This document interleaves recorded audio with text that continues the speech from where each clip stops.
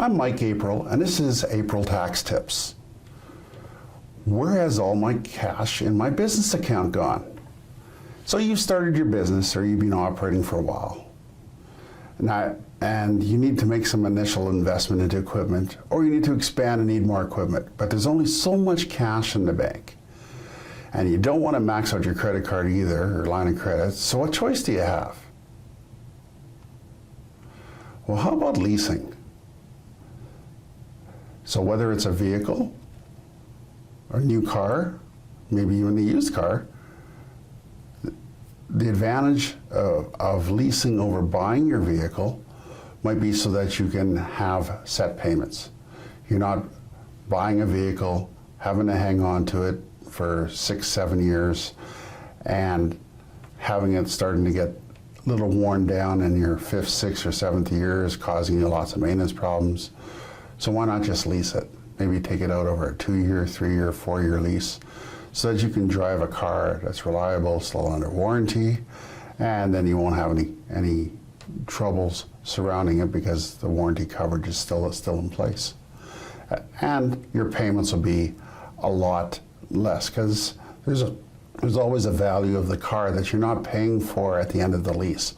So at 3 years, so for example, if it was a $50,000 car and at the end of the lease, you know, the car value was still at $20,000, you would only be leasing the $30,000 of that vehicle over time. How about equipment though? So you're setting up a new office space and you have to buy furniture and you have to buy computer systems. Let's say that, you know, comes out to $10,000, $20,000, and maybe you have, you know, more expensive equipment that you need to buy. Like maybe you're running a landscaping business, you got to buy, you know, 5 lawnmowers and 5 snow blowers and, you know, a digger or excavator or something like that. You know, that can add up to a lot of cash. So if you don't have a lot of money in the initial stage, let's say all you have is $50,000 to start off with, or even $10,000, you don't want to go dumping all of that cash to buy any equipment and then have nothing to operate with in the first couple months. You kind of want to have a little bit of that cushion. So when I look at a lease situation, so what you would then do is, you know, create a shopping list of all of these items you want to buy, find a capital leasing office, and what they do is they package that all together, and then they create a lease price from you. So they actually would buy all that equipment. Let's say in the case of the lawn care maintenance and snow removal business, they would buy all of that equipment and they would lease it to you for a monthly price. So maybe it's only $300 or $400 a month on that lease, as opposed to maybe that $20,000 that you would have had to shell out all at once and not have enough cash to operate your business with from that point on. Yeah, an example that I looked at, I wanted a color printer for my office, and the printer was, I don't know, somewhere between $3,000 or $4,000 to buy it outright.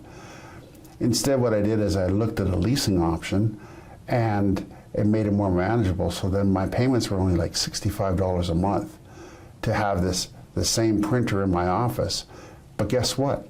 I didn't have, now I've got that other $2,800 in cash to keep in my business for other expenses. And, you know, sometimes some months are a little leaner than others. And, you know, if you're running payroll and other functions within your business, you want to keep that cash working for you as much as you can, and not, you know, be worried that you're going to have to go into a line of credit or you know, be tight around your business because you don't have enough cash flow for those months.